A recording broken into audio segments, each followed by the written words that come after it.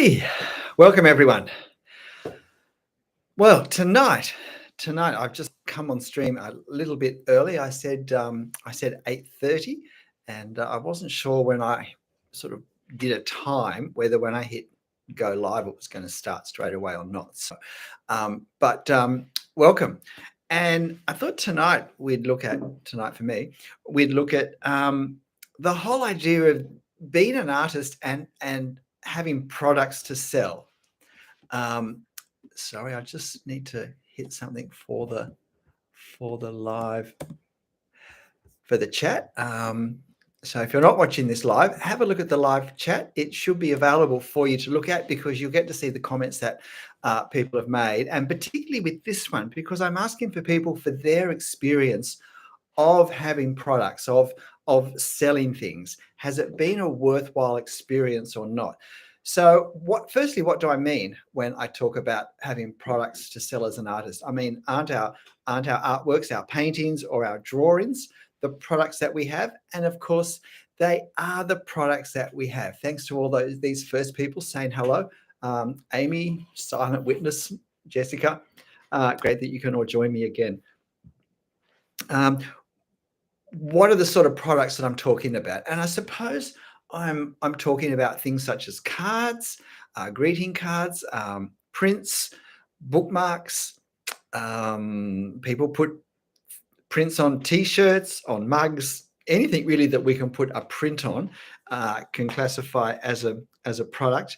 So those sorts of things are these things that are worth doing if we're looking to make an income from our art, as well as trying to sell our originals. If we are, is it worth doing these things? It can sound very attractive. It can look very attractive when we see other people who are selling things. When we see other people who are selling things and we're seeing what they're making, we can think, hi Carol, you made it at the start this time, that's great. It can seem like, oh, they're making all this money, maybe I should do it. But is that how it is? Is it really as profitable as perhaps we might think when we watch other people selling products, not their original artworks? And look, let me say, I have a mixed experience in terms of what I've done and how much I've tried to do it. It's not been a huge focus for me. But I suppose I've had the luxury of, because I became an artist later in life, I haven't had the same pressure on me to make money from my art in every way possible at every opportunity possible, because I've had longer in life to work in other better paying positions, and I've reached a point with my family where I have a lot less expenses. So it's taken the pressure of maximizing how much money I make from my art off me. But that's certainly not the case for everyone, and particularly if you're an artist and you're relatively young, if you're at the earlier part of your life, and you really want to be making money from your art, and there is a limit with what we can make from our originals, both because they might be too expensive for people to buy, but also because depending what our style is and how long it takes us to make something that can be sold, it can be hard for us to simply make enough originals to have any hope of being reimbursed enough for the time it takes to live off. So these are some of the issues that we face. And of course, one of the other questions is how can we sell our artworks? What are the possibilities? What is open to us? And I've sort of jotted down a few things. If we have our own website, then we potentially can sell products through our website. But of course, we have to set our website up to do that, to sell products, and we have to then keep everything up to date and make sure we have stock, and we have to just maintain all the financial records and things that come through the website. And that may be no problem for some people and may seem quite intimidating for others. And we may not have a website, and we may not have the means of setting one up ourselves or the ability to pay for someone else to do that. So, but there are I think the phrase is print on demand shops, and I haven't looked at those for a long time. But there was a time before I became a full-time artist, and I was still working the last job I had before, where in my lunch break I would be googling yeah, print on demand shops reviews. What do people think? And I was just looking at them myself to see how they work, to see if I could imagine my designs on the products they had. I mean, at that stage, I wasn't drawing; I was doing my paintings of trees and flowers and things.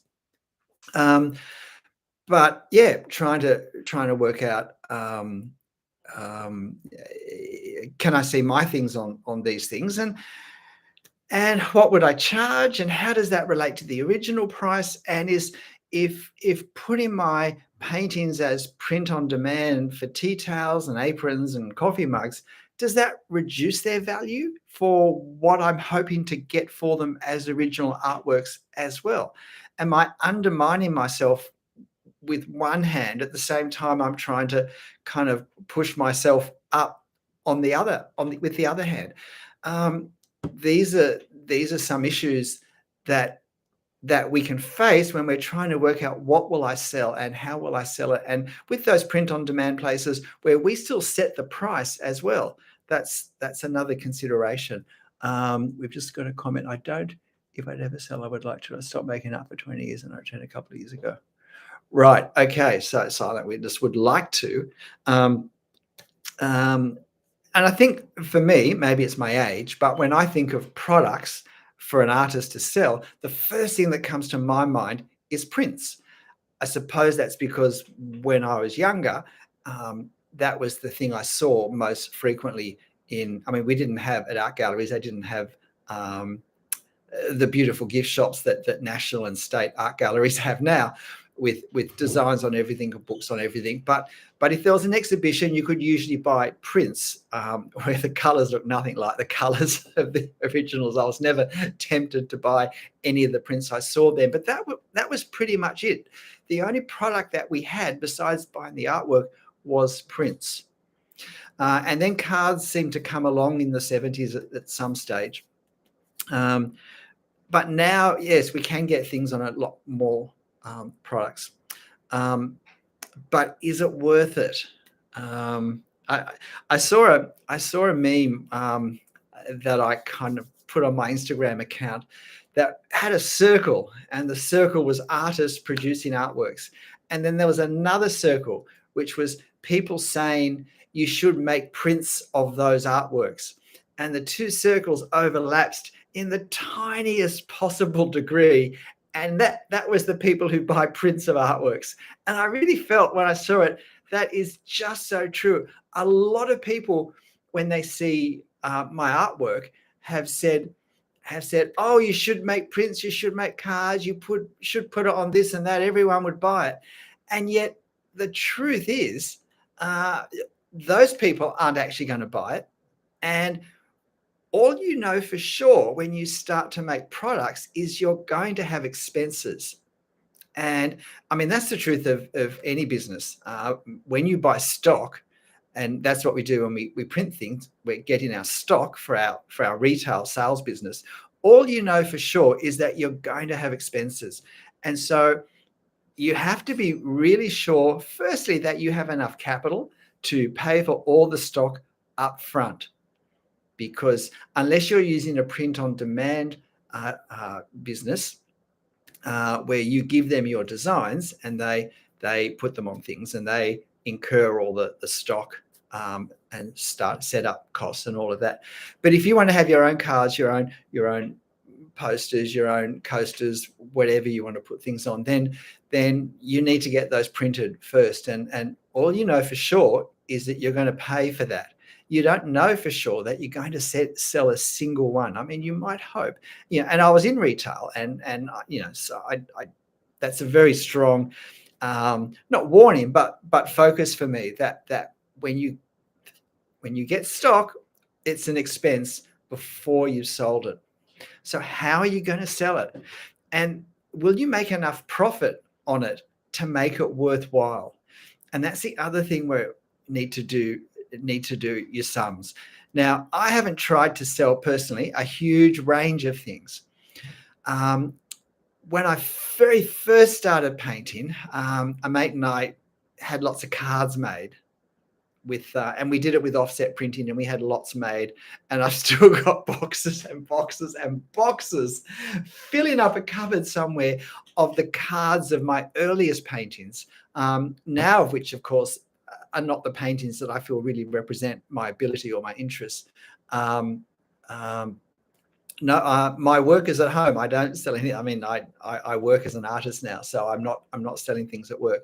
But I don't think really touting your artworks to your work colleagues is probably a very good strategy, because you might sell one or two. And look, I've got to say, I did sell a couple to people at work. I sold two paintings. One was a large painting that I sold for large amount of money for him. One was a smaller one from people who knew I was an artist, asked to look at my work, and bought them. So, I mean, anyone we know is potentially a customer, if you like, but we can't rely on our workplace, which is a finite number of people who could possibly be interested in buying our things.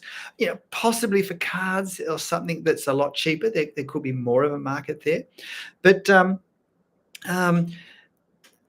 yeah, when we went to try and sell these cards, and we thought we had a good idea, we'd take them all around to, in Australia, we call them the news agents. I don't know if that's a common word around the world, but it's the shops that sell papers and magazines and cards, and very much wrapping paper, very much paper-based sort of products, information products. And what we found is that in Sydney, anyway, in Sydney, Australia, which was the place that I had easy access to, that most of the news agents, particularly those that had very large card displays of lots of cards, they had companies that came around and restocked the whole lot all at once, so that they weren't having to look at hundreds of designs and stock take, which ones do I need. The card representatives would come around, salespeople would come around, look at their stock and say, okay, well, you've sold this many, you need this many, these are our new ones. And when they left, they would have replenished all of their card stock. And so they weren't interested in having, 50 different artists and other card salespeople come into the door and having 50 small transactions to have to staff and then process and pay and all of that. They just wanted the one. So what I learned after we had all these cards printed was that there wasn't the market, the easy market available that I thought there was. And so that was a lesson that I learned too late. At that point, I didn't have a website, so I couldn't put them on the website either. So yeah, g'day. Is that Nasty? Young artist from Italy. Yes, welcome to our discussion. It is very hard. It is very hard, I think, for most artists to make money, because a lot of people can be enthusiastic about our art, but they don't actually want to pay us any money for it, even if they're going beyond just being kind and encouraging, as sometimes it's just because they like us more than they like our artwork. But it's totally different for someone even to gush over one of our paintings, but to actually, or drawings, whatever, sculptures, but then to pay money is something different again. And quite apart from how do we price our artworks, which is a totally different subject. But,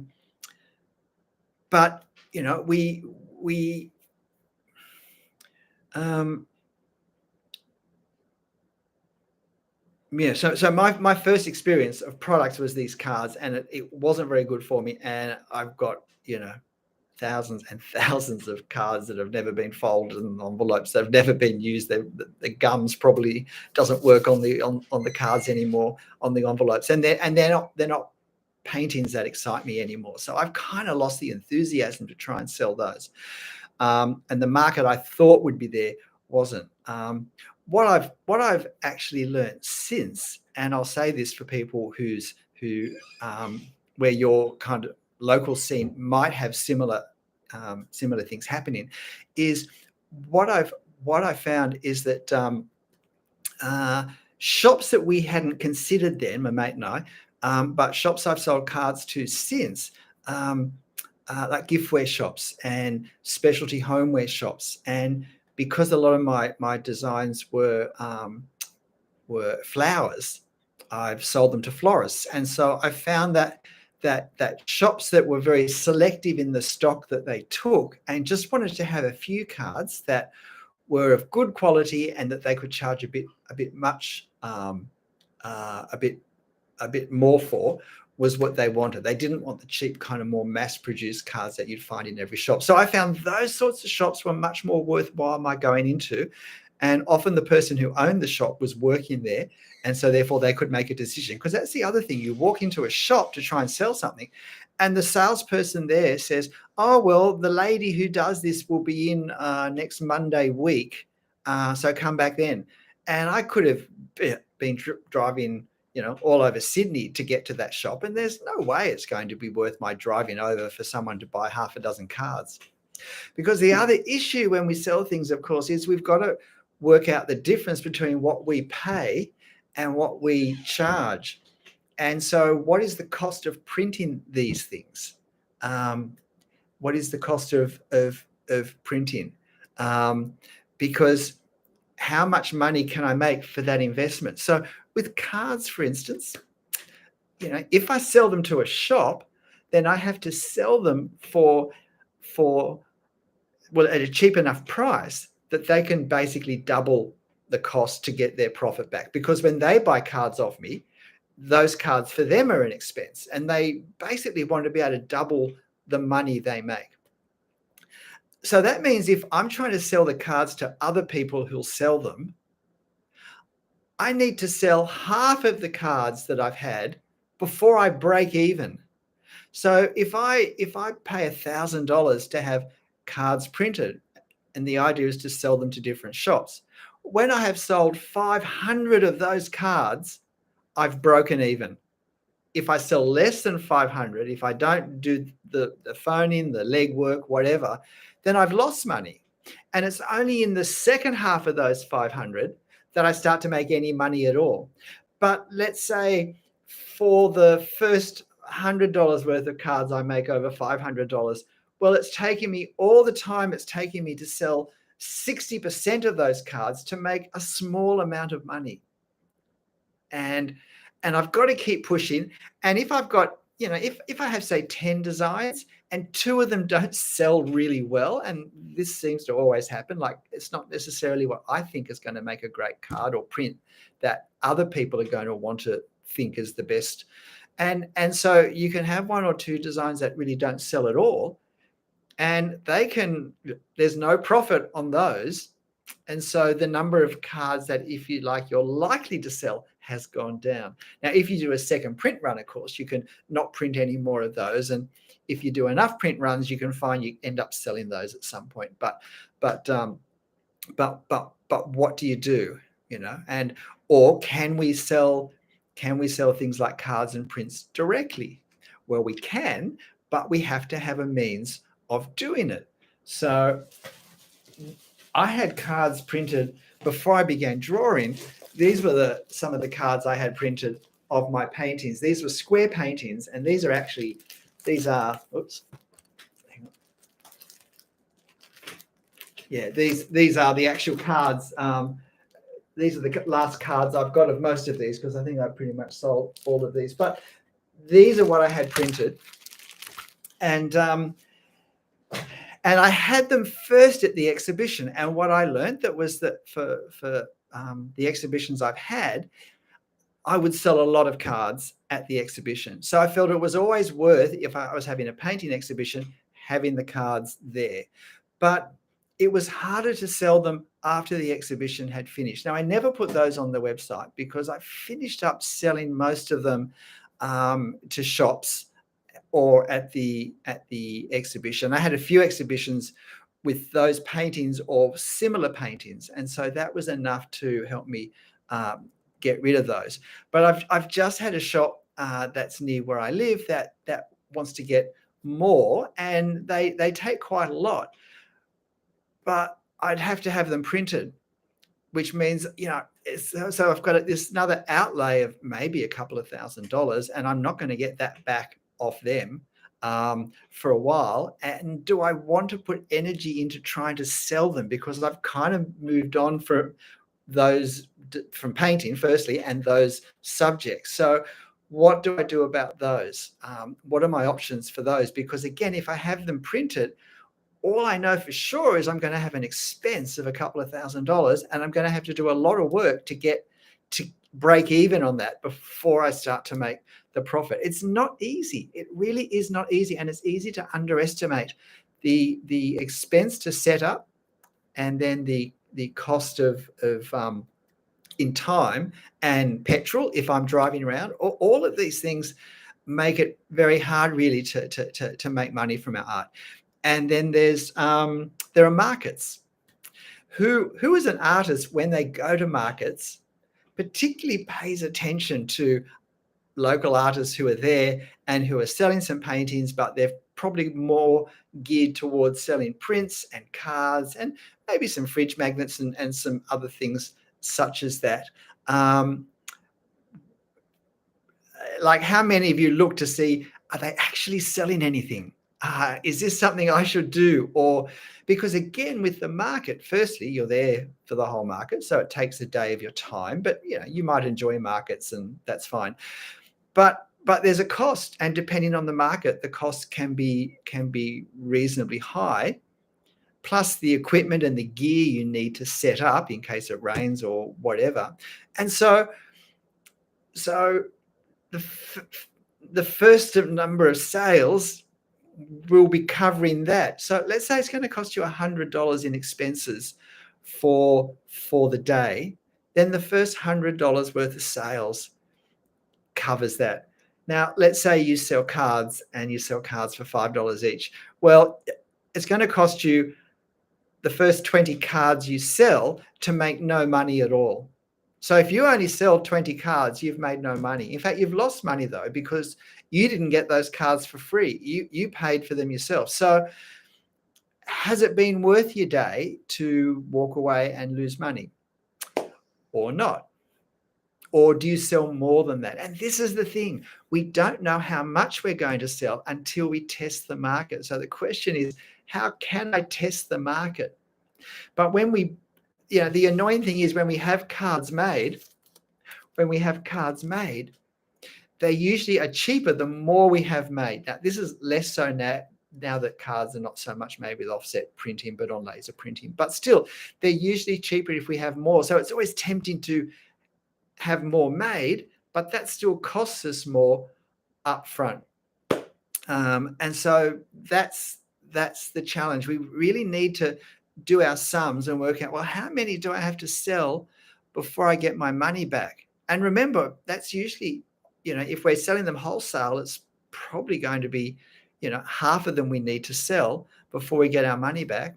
And at that point, all that work has been for nothing.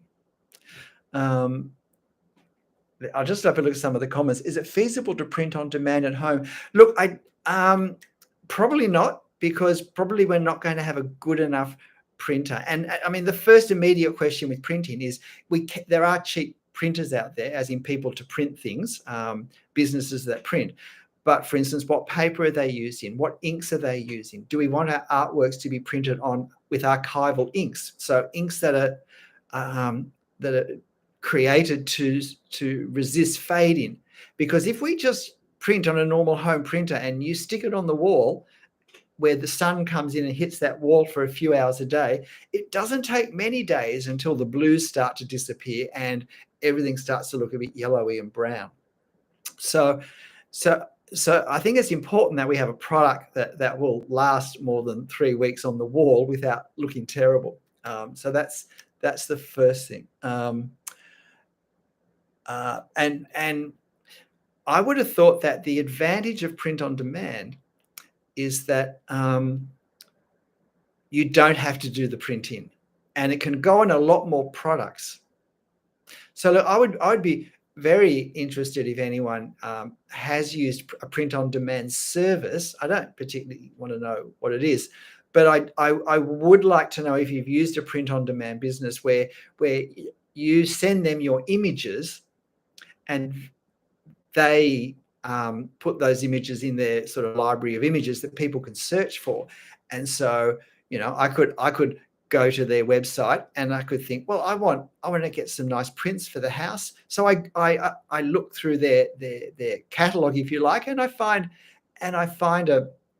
an artist whose work I really like, and I find, say, 3 or 4 of their paintings that I like, and I buy maybe a print of each of them, and I choose whether it's a small print or maybe an A4 or an A3 print or a big A2 print or what, and I decide whether I want it framed or just come rolled in a tube or whatever. And look, I might get a coffee mug with my favorite design printed on it too. I might get a T-shirt with one of the designs on it. And the thing is that they have the stock of coffee mugs and of tea towels and of aprons that have nothing printed on them. And but they do, if you like, all the work of making the product. In a sense, what, as the artist, I contribute is just the design. And so the actual getting the materials that the design will go on and putting it on and then boxing it and sending it and dealing with whatever hassles may come from it is all done by the print on demand business. And for that reason, they take a lot of the money. They take possibly most of the money. I saw a YouTube video recently on a very popular, a very well-known, probably one of the first ones that people would think of, print on demand business, that had just changed their rules, and they were taking a lot more of the money of the smallish amount that they were giving the artists. They've decided they'll have more of it. And there's not much as the artist you can do about that, because that's how they're doing it. So, and of course, these businesses now are very common. There's lots of them, and they're very large. So they have hundreds of thousands of artworks that when I log onto their website to look for some prints for my lounge room wall, there are hundreds of thousands of designs, if not millions of designs, that I can choose from. So what are the chances of my choosing your artworks or someone choosing my artworks compared to the hundreds of thousands of other artists, all hoping you'll find their artworks and choose theirs? Now, there's no risk and there's no cost to you, as far as I know. I haven't used one of these businesses. There's no risk or cost, but therefore the return is very small. And I'm sure that for a lot of people, there's absolutely no return because the competition is enormous.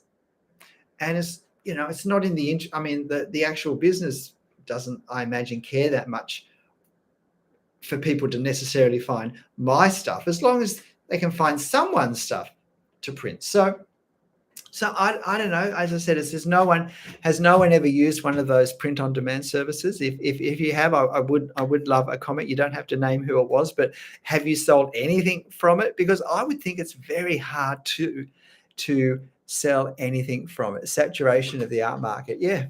And then with local markets as well.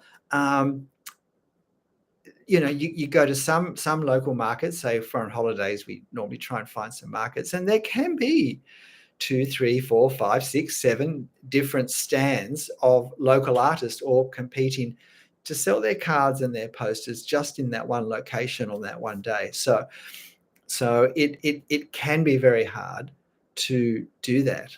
And like, how do we know to start with whether our artwork is good enough to sell? Like, how do we know whether it's worth the investment and the time? And in some ways, that's a really hard question, because if we ask people, if we went and asked our family and our friends, do you think my artwork's good enough to sell? How many of them could say no if they really thought, well, I don't think I'd buy it? Because it's not just, is it worth buying, but it's, is it worth buying instead of something else you could have bought? So it's okay if my cards are the only cards for sale somewhere. then if you want a card, you have to buy one. But if my cards are in a place where there's lots of other cards being sold, say, then they have to be more attractive to some people. And of course, tastes are different, but they have to be more attractive to some people than other people. So that's the issue. You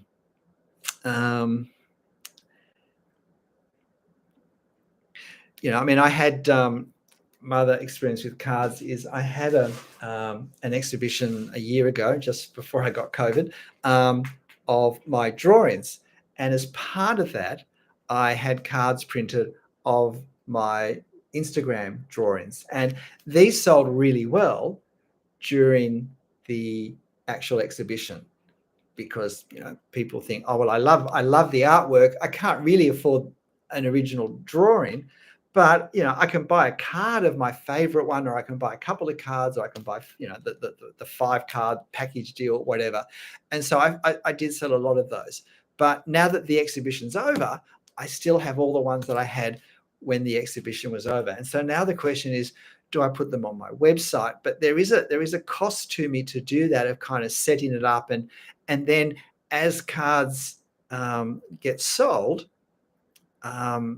I need to make sure I've always got stock, so that if people order them, and then I've got the big dilemma for every artist in Australia now with the world market, that postage can be very expensive.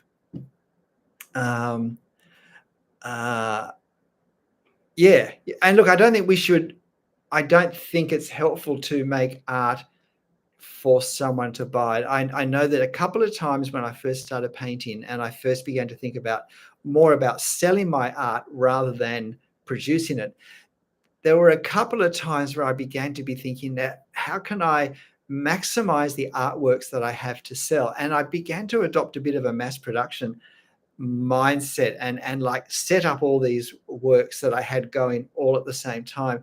And what I found was that I really lost heart for what I was painting. And I think they just became very uninteresting, uninspiring. And if you saw them all together, repetitive paintings. I mean, they weren't the same, but they were similar, so that I could use the same colors one after the other.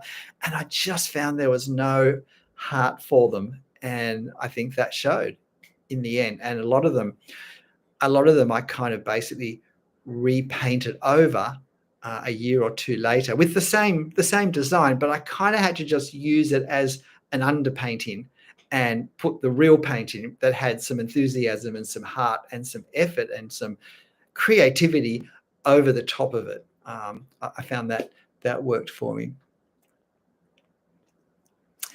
Yeah, look, Alahan, he's saying he's always thinking, or she, sorry, I don't know who you are, but thinking, no one wants to buy this. It must be more professional. So I sell my work for cheap. Yeah, look, it's incredibly difficult, especially at the start, to know how much is my work worth, because we can't go on how long it took me to produce, because that gives no place for experience and for developing my art or my craft. And the fact that as I get better, I can actually produce more at a higher standard in less time than when I start. And so if I'm tied to sort of an hourly rate, then in a sense, I'm charging more when I'm less experienced and probably producing less sort of quality artworks. And so just because something can be produced quickly doesn't necessarily mean it's not worth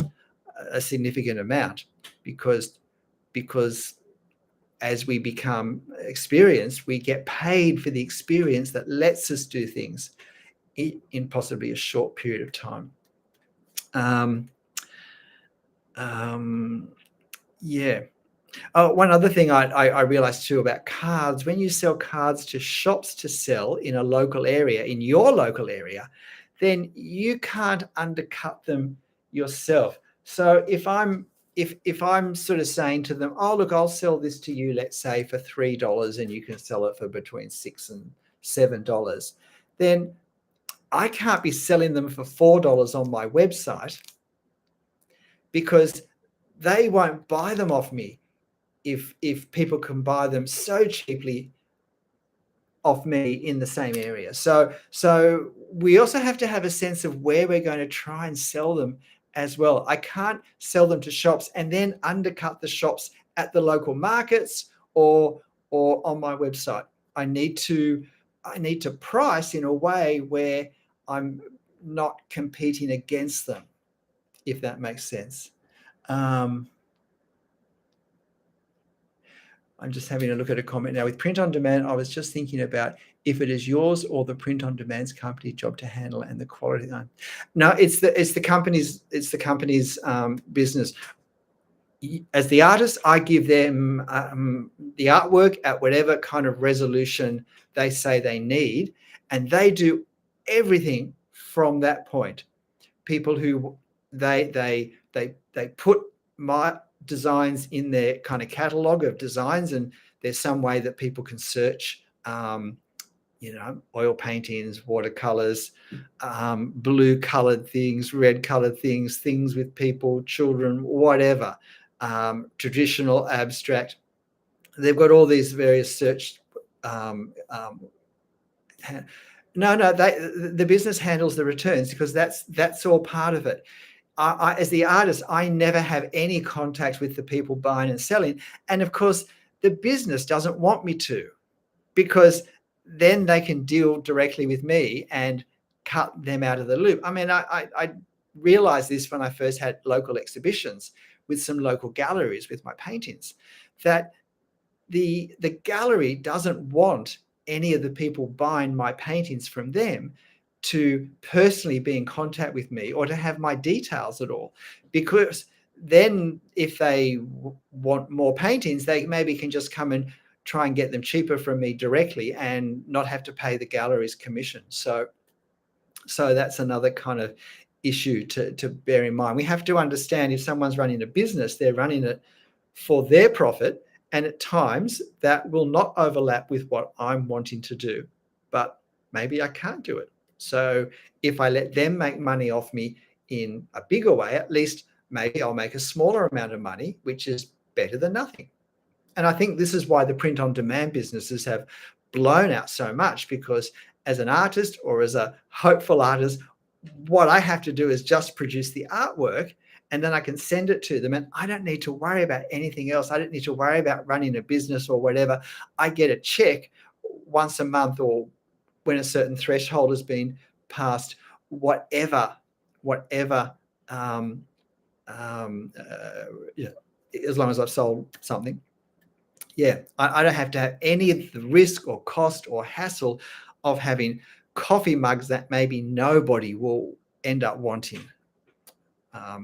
Whereas for the print on demand business, they know that they will always have people somewhere wanting some design of the hundreds of thousands of artists' work they've got on a coffee mug. So they'll always keep using their stock of coffee mugs for someone.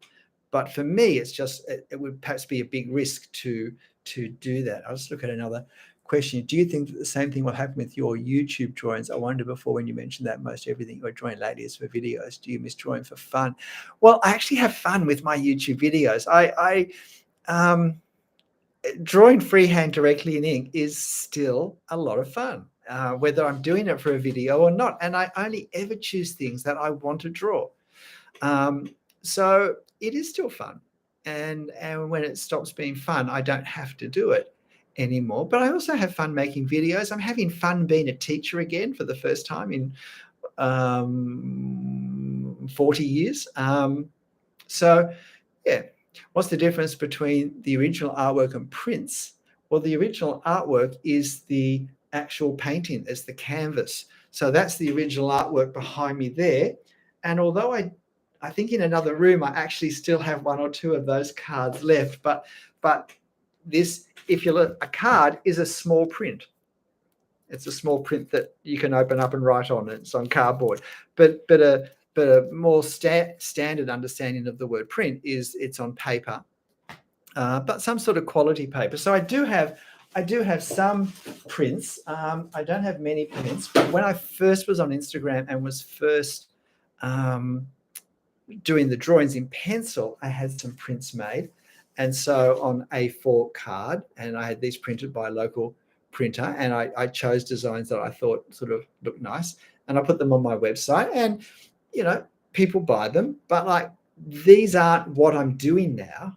And so I don't really push them. They're just on the website, but they're the only prints I have on the website because I haven't gone into prints more for all the reasons that I've talked about, in terms of time and effort and having to pay for someone to set up the website. And as I was saying, from Australia, postage is so expensive. So, it depending on what country we're posting to, it costs a fortune. And I look at the postage, like if you're in the UK and you're posting to Europe, or if you're posting anywhere in Europe, gosh, you can send things relatively cheaply. And even though the US is a long way in geographic terms, the scale of operations there is so great. Like it's 10 times more people in the States than in Australia, at least. And so they can operate on a different economy of scale, which makes things such as postage cheaper than what we can do. Websites have a cost. Yes, they do. They have a cost to set up. They have a cost to maintain. You're paying for your domain name, and everything needs to be renewed these days. Everything lasts a year, and then you got to pay again. You can't buy anything outright anymore. And so your domain name, whoever you get the template from that you use, you need to pay for that every year and so forth. And so having a website that you don't make any money out of is, well, it's a cost. And we need to realize that our websites are not free.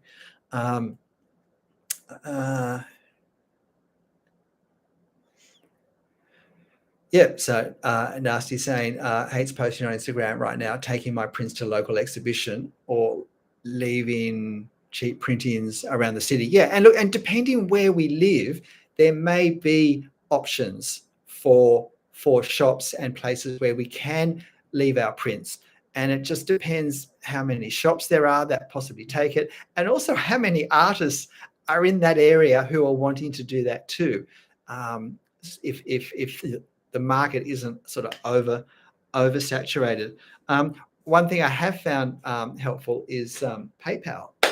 PayPal's amazing. And if you're worried about selling things because you're worried about just how does all that financial transaction happen, and you don't want to give your details out, and you've possibly bought things on PayPal, but you haven't sold things using PayPal. Can I just say PayPal is, in my experience, this isn't an ad, I haven't been paid, but in my experience, PayPal is so useful, especially when you're in a country that not many people live in compared to the rest of the world, and you have a different currency that all people need to know to pay me is my email address. Well, people know that anyway from my website, so I'm not giving any information out. That's on my business card, and so I don't need to give my bank details to anyone. And the fact that the money needs to be in Australian dollars when it ends up in my bank account is not a problem, regardless of what country and what currency people are in to begin with. Or if I wanted to, I could have payment in US dollars if that made more sense for some reason, or whatever. I could get paid in, I could ask for payment in pounds sterling if I wanted to, or the euro. So yeah. So that's actually the one area in all this that's become incredibly, I think, easy and straightforward. And I think it's certainly worth the whatever percentage they take out. So if that's any use to anyone, just that information, then that's good. And whether you bundle postage into your final price or whether you still keep them separately. I mean, my kids are always telling me, Dad, people just want a final price. They want to be able to see what it is, and they want to know that postage is in that, which is fine if you can have a rounded postage amount. But for instance, if some people want to locally buy my work, but I've got a postage that's more designed for Europe, say, to the other side of the world, then it's kind of becoming more expensive for them than it needs to be. So I don't know about that one. Don't want PayPal to also freeze my account. Look, I'm not sure what you mean by that, silent witness. I don't know whether you've had a problem or an issue with PayPal, but PayPal can't affect my bank account. I suppose they could freeze my PayPal account if there was a problem in the operation of it, but they certainly can't do anything to my bank account. Yeah, so but certainly I found it a very helpful thing in trying to sell products. Yeah. What else was I going to say? So I think though that we really, once we want to go down the product path, of course, it also means that we're not producing.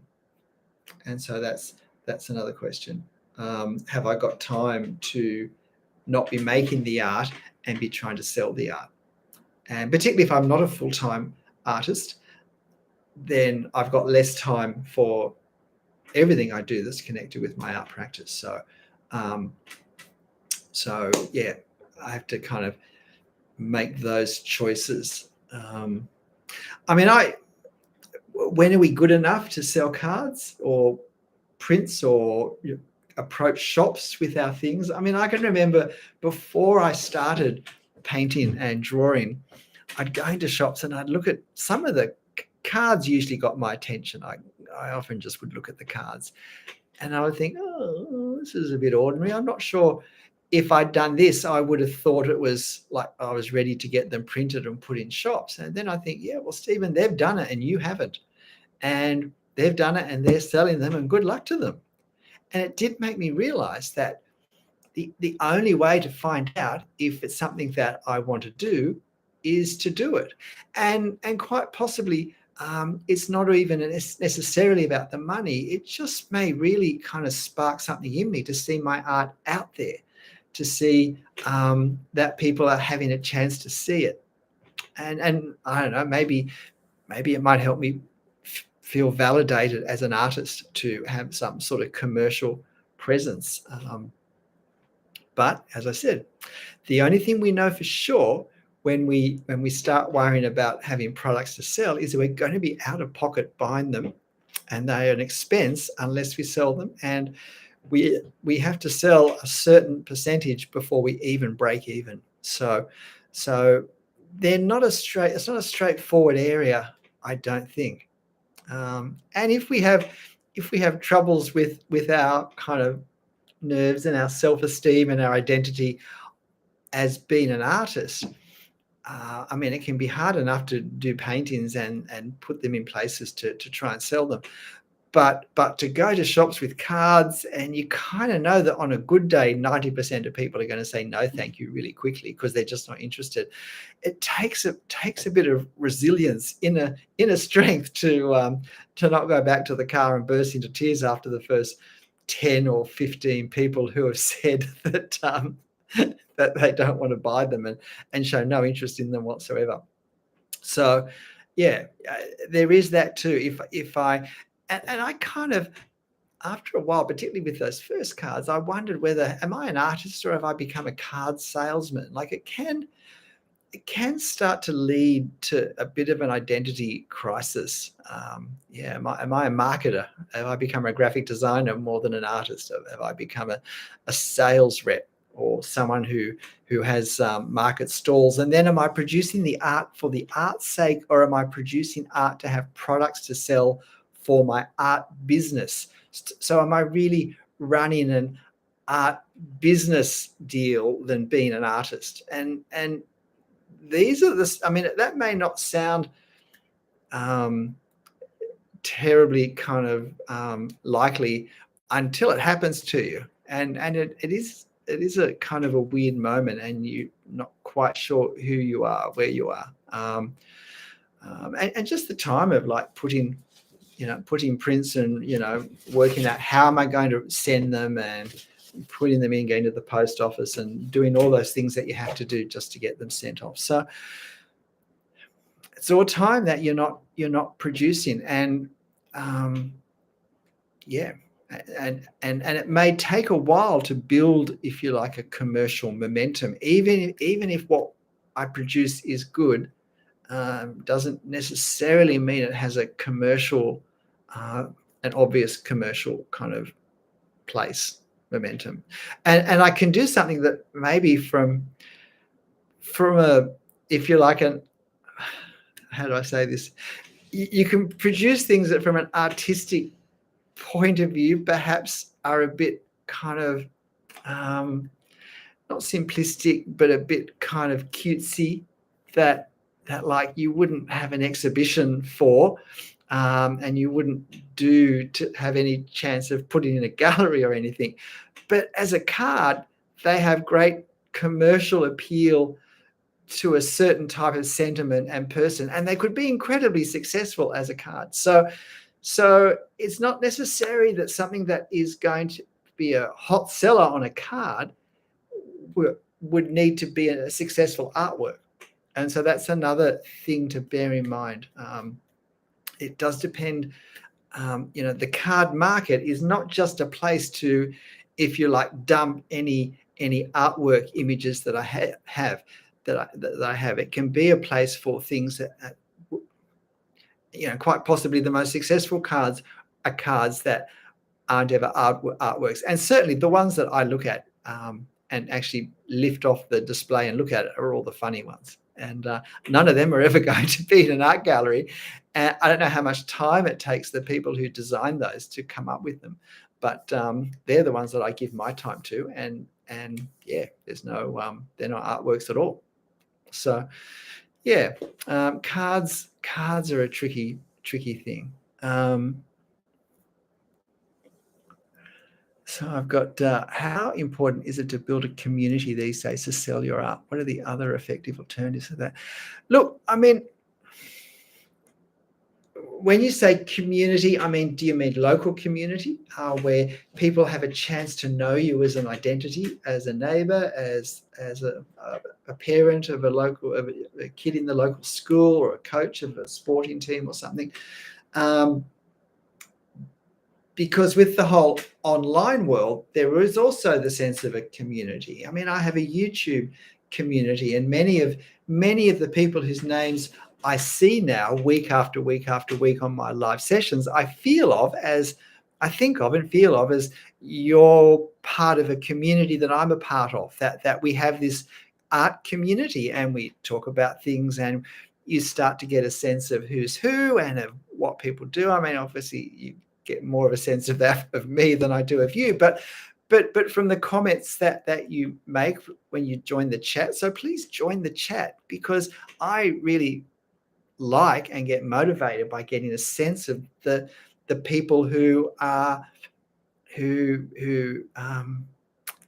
feel they connect in some way with my work, my artwork, with my teaching, with these videos, particularly these ones that are more kind of not so much art skill and technique videos, but sort of general the artist's life, frustrations, joys, terrors kind of discussions. I really like to hear, get a sense of who you are. And so I see you as part of my community, but I don't think of that as of my YouTube community as a kind of a sales group, for my products. I mean, that's not to say that some of you wouldn't. If I put, like, if I had, because I've got, a couple of hundred of these, I guess, left. If I had these on my website, would some of you buy them?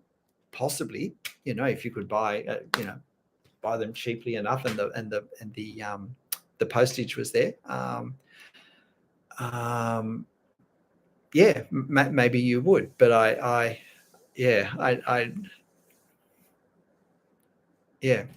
maybe I need to think more about an art business and less about being an artist. But then I've only got so much time as well, and yeah, I'm enjoying making the videos. I'm enjoying teaching. I'm enjoying the art that I produce for those. I was just saying to a friend today, though, I am starting to sort of feel like I'd like to get back into painting. Now I know I've talked and done nothing about learning watercolor, but I'd also like to have a go with the oil painting again, but to be, and part of the problem was that these kind of Instagram drawings I do, in my mind, don't lend themselves as well to the sort of oil painting I would do of them as they do to drawings. But my freehand drawing style that I've kind of developed with my YouTube videos, I'm thinking I'd like to explore doing those, but with a loaded paintbrush in my hand. Um, and just the canvas as the blank paper, and not doing grids or careful kind of, but just sort of exploring it with paint as I go, the way I do with the freehand drawing. So I am kind of thinking that that's something I would like to do, and I've got no idea why I went down that rabbit hole. You'd like me as a professor at your academy? Well, thank you. That's kind. As I said, I have rediscovered through YouTube that I really am as much a teacher at heart as I am an artist, even though I didn't teach for very long because of voice troubles that I had. I look like your favorite teacher in fine arts uni. Oh, I've never heard that before. What a fine fellow he must be. Thanks, Alahan. Yeah, and I've got two daughters who've done fine arts degrees, and it's been interesting to see what they did as part of their courses. They did them at different institutions and had very different experiences in terms of the artworks that they produced. So yeah, it's a but what happens when we come out the end? G'day, Araset. Yeah. Have I taught locally? No, I haven't. I haven't. The only teaching, actually, no, that's not quite true.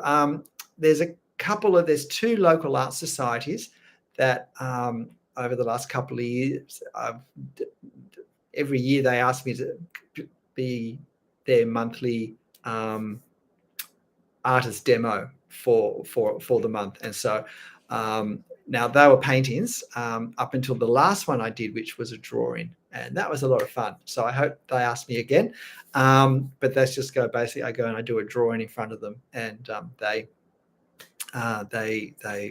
all watch me. And it's actually something I've been thinking of doing in terms of a live session, doing a drawing where maybe a 45-minute drawing, that sort of time frame, and I let people and so the camera is face down, and I just talk through my thought processes real time as I do it. I just haven't worked out I can't do that with the equipment I've got. I don't think. I'm trying to work out what I need to do to be able to switch from looking at the camera to looking down. So what price would I sell it for? I would sell that for 3,000 Australian dollars. Tina? So if you're Australian, yeah. So I have sold a number of those ones. I had a sort of series of big gum trees that, but in the end, I just found it was easier to sell smaller paintings. So yes, but I'm very happy to have that. I'd miss it if it went. But I've got a few. I've got three of these that are sort of left over, if you like, that are in the house. There's one above the piano. So if you watch my teaching videos, you've seen it in the background in that room that's got all the greens and golds and brass and colors like that. What do I usually have for breakfast? At the moment, it's cold in this Australian winter, so I have porridge. I have oatmeal for breakfast. Yep. Yeah, no, look, that's what I said, Alihan, that I am planning to do a real-time drawing live stream. So, something like around 45 minutes where I just think out loud, and I'm an external processor, so that shouldn't be too hard to do. And that will obviously be in real time. So yeah, as I said, I just haven't worked out the mechanics, the technical aspects of that. So look, that's probably I don't know that that's been much help to people in terms of 39 degrees. Yes, well, I wish it was here. I think it was about. Look, I think I got to 20 degrees here today, but yeah, we've had some coldish nights, and the worst of winter is yet to come. But I know that in Australia we can't complain to the rest of the world about winter. Yeah, I think the older you get, the more you feel the cold. I used to wonder about all those Americans who retired and went to Florida. And every now and then I say to my wife, oh gosh, I can now see the appeal of all those Americans retiring from Boston down to Florida. Maybe we should go to North Queensland, which is probably the equivalent in Australia. Yes, look, actually, it's dangerously hot today in a lot of the world. So I am aware of that. Yeah, yes, El Nino does have different ideas for Australia, but it is winter after all, and we've had La Niñas for was it 3 years in a row? We've had La Niñas, so we've had actually wet summers, which has been great because we haven't had that pressure, that danger of bushfires. I've really enjoyed our wet summers, but we possibly won't have one this year. But it rained today, so it's just feeling cold and damp at the moment. Well, no, you've met two morning. Yeah. So, yes, I certainly enjoy it. And my lovely wife makes it for me. So that's very, very kind of her and very kind of nourishing for me. I think it's a very comforting start to a cold morning. Some porridge. Yes, it's certainly colder, not that far from where I live. So what am I currently trying to learn? I mean, I feel like I've got to stop saying I'm wanting to learn watercolor, because I keep saying it and I keep, I've had lots of look, Sherilyn. I dare say when I start painting in watercolor, you'll know, but I don't know how quickly I'll presume to teach it. But I'm quite happy to kind of share my experience of playing around with it and experimenting with it and learning with it. And that may be useful or helpful for some people. But yeah, I just, yeah, there's been all these life things swirling around here lately as well. So I haven't had as much time to sort of focus on things, and we have some just things around the house, and I've got some landscaping I need to do as well. But watercolor has a way of abstracting itself. Yes, it does have an unpredictability, and that would have worried me once more than it does now. But again, I think the freehand drawing has really taught me to loosen up and to go with the flow, and not to be feeling that I've got to control perfection at every part of the process, which is what used to happen with these kind of Instagram drawings, that there was this, I had to have this real focus on keeping everything tight and if you like correct, or else it wasn't going to line up at the end. But yeah, the freehand drawing has helped me understand a different style and technique, and a different process that allows for a little flexibility in where our lines are, and that it's the whole drawing coming together at the end that is kind of the surprise. Yeah.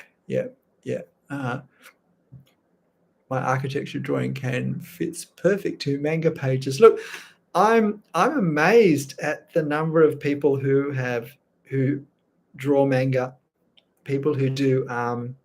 I'm never sure. Is it meant to be? Can someone tell me? Is it better to say cartoon art or comic art? I'm just not sure of what's the kind of I don't want to say the wrong one, just in case one kind of is like the accepted one, and one is a bit like,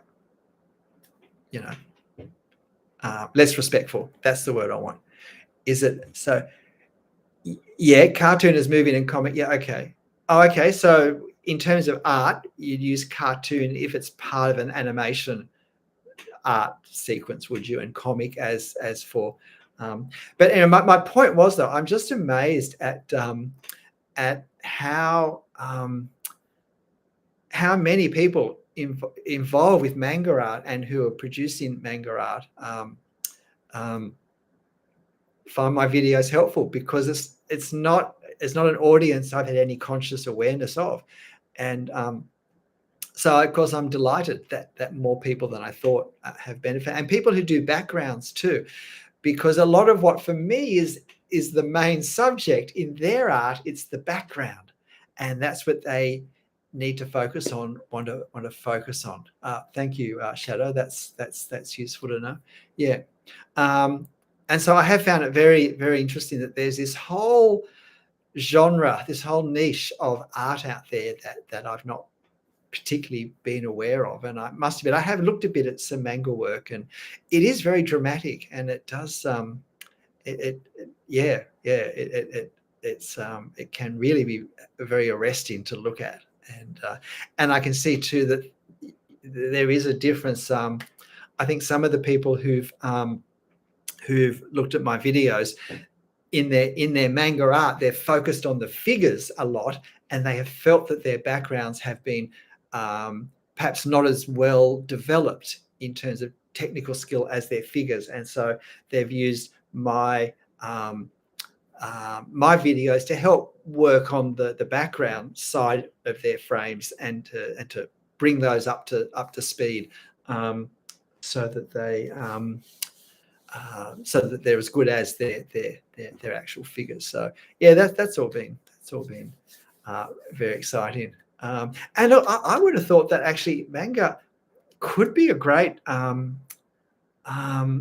poster art style. I mean, it's so visually dramatic and arresting, and it does have, because the comic book sort of historically is this, if you like, transitory art form. We buy comics and we read them, and at some point they, and we kind of read them over and over, and as kids you maybe don't look after them, and they end up getting pretty disheveled, and you buy new ones, and there is this kind of this transitory life. I mean, that may have changed, but I just feel that often those sorts of things just really work really well with a poster, because posters invariably end up being a bit transitory. You put blue tack on the corners, and that falls off, and you put it back, and you move house, or you swap rooms, and at one point one of the corners tears, and you end up getting a new poster and replacing it. I think manga could really work really well as posters, which I've never thought about. Yeah. Yeah, that's great. So anyone doing manga listening to this, I'm really delighted that any of my videos might have helped you. Anything else before I go then? Any final questions, or does anyone have any? Yep, Alejandro. Okay, yep. So that you came through seeing the manga potential on my Instagram. Well, that's great to know. Yeah, and look, sometimes I think, oh, maybe I should experiment with a pen, with a fountain pen, but then I tend to draw very quickly, so I feel like I'm going to have a big smudge problem if I draw with anything that dries slower than an alcohol-based ink, at least for the sort of fine line of work. Yeah. Thanks, Mortal Stream. That's great. So there we have it. All right. Well, look, thank you very much for joining me tonight. It's been great, and look, I hope. Yeah, I don't know whether I've encouraged anyone to make products. I feel like I've just talked about warning. Yeah, well, I guess, Brazen, that's what you missed. I kind of talked about all that at the start before I got totally sidetracked. But I think that just in general terms, the thing you have to realize is that as soon as you start to make products to sell, we incur costs. And until we sell them, it's been an expense, not an income. So I would caution about going too fast, too hard, and presuming that it will be as easy as possibly we would hope it would be to sell our artworks, no matter how good we are, because it is a very competitive market, and people have a lot they can choose from. And even if they prefer our art more, they might be happier to buy a card that's cheaper than we would be able to make or want to make. So yeah, go carefully with that. But good luck to you. And yeah, you may do it, perhaps more profitably than I think I've been able to do it for the time that I've wanted to invest in it, which is the other side of the fence. And maybe there's someone, that maybe, one of someone's children might want to take over marketing, or a partner or someone who can help and who's happy to kind of put in time to test the waters and to see if it's worth doing on a larger scale or not. But anyway, yeah, look, take care. Probably for most of you, it's lunchtime or the morning. I had a prop store for art for film clients. Yeah. Oh, that sounds good, Tina. Excellent. Yeah. Did I explore the drop shipping companies? No, I haven't. So yeah. But, or unless by that you mean the shop, the print on demand companies. Yeah, I guess you probably mean that, actually. So I did, in terms of the discussion. Yeah, I didn't actually name any names, but everything I've seen is pretty much that it's very hard to make any regular income from print on demand. That there's just such a saturation of artworks being sent to them, and yeah, it's just very hard to be competitive and to get any volume that you and the amount that is paid to the artist is very small.